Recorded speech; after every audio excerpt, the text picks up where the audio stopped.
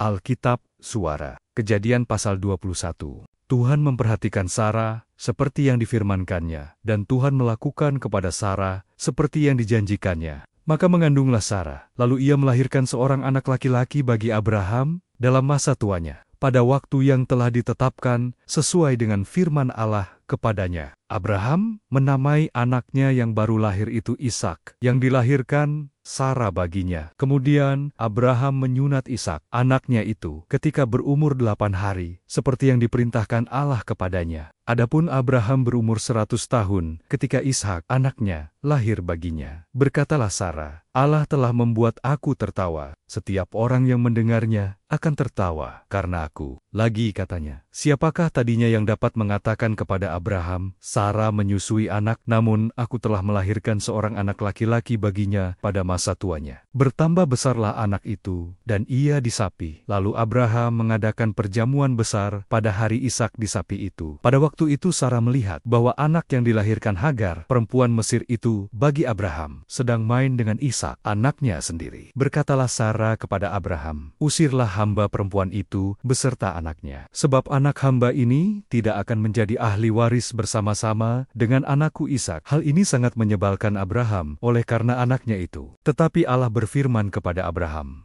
janganlah sebal hatimu karena hal anak dan budakmu itu. Dalam segala yang dikatakan Sarah kepadamu, haruslah engkau mendengarkannya. Sebab yang akan disebut keturunanmu ialah yang berasal dari Ishak. Tetapi keturunan dari hambamu itu juga akan kubuat menjadi suatu bangsa, karena ia pun anakmu. Keesokan harinya, pagi-pagi Abraham mengambil roti serta sekirbat air dan memberikannya kepada Hagar. Ia meletakkan itu beserta anaknya di atas bahu Hagar. Kemudian disuruhnyalah perempuan itu pergi. Maka pergilah Hagar dan mengembara di padang gurun Bersheba. Ketika air yang dikirbat itu habis, dibuangnyalah anak itu ke bawah semak-semak, dan ia duduk agak jauh, kira-kira sepemanah jauhnya, sebab katanya, tidak tahan aku melihat anak itu mati. Sedang ia duduk di situ, menangislah ia dengan suara nyaring. Allah mendengar suara anak itu, lalu malaikat Allah berseru dari langit kepada Hagar, katanya kepadanya, apakah yang engkau susahkan Hagar? Janganlah takut, sebab Allah telah mendengar suara anak itu dari tempat ia terbaring. Bangunlah, angkatlah anak itu, dan bimbinglah dia, sebab aku akan membuat dia menjadi bangsa yang besar. Lalu Allah membuka mata Hagar, sehingga ia melihat sebuah sumur. Ia pergi mengisi kirbatnya dengan air, kemudian diberinya anak itu minum. Allah menyertai anak itu, sehingga ia bertambah besar. Ia menetap di padang gurun dan menjadi seorang pemanah. Maka tinggallah ia di padang gurun Paran, dan ibunya mengambil seorang istri baginya dari tanah Mesir. Pada waktu itu, Abimelekh beserta Pikol panglima tentaranya berkata kepada Abraham, Allah menyertai engkau dalam segala sesuatu yang engkau lakukan. Oleh sebab itu, bersumpahlah kepadaku di sini, demi Allah, bahwa engkau tidak akan berlaku curang kepadaku, atau kepada anak-anakku, atau kepada cucu cicitku, sesuai dengan persahabatan yang kulakukan kepadamu. Demikianlah harus engkau berlaku kepadaku dan kepada negeri yang kau tinggali sebagai orang asing. Lalu kata Abraham, aku bersumpah. Tetapi Abraham menyesali Abimelekh tentang sebuah sumur yang telah dirampas oleh hamba-hamba Abimelekh. Jawab Abimelekh, aku tidak tahu siapa yang melakukan hal itu. Lagi tidak kau beritahukan kepadaku, dan sampai hari ini belum pula ku dengar. Lalu Abraham mengambil domba dan lembu, dan memberikan semuanya itu kepada Abimelekh. Kemudian kedua orang itu mengadakan perjanjian. Tetapi Abraham memisahkan 7 anak domba betina dari domba-domba itu. Lalu kata Abimelekh kepada Abraham, untuk apakah ke7 anak domba yang kau pisahkan ini? Jawabnya,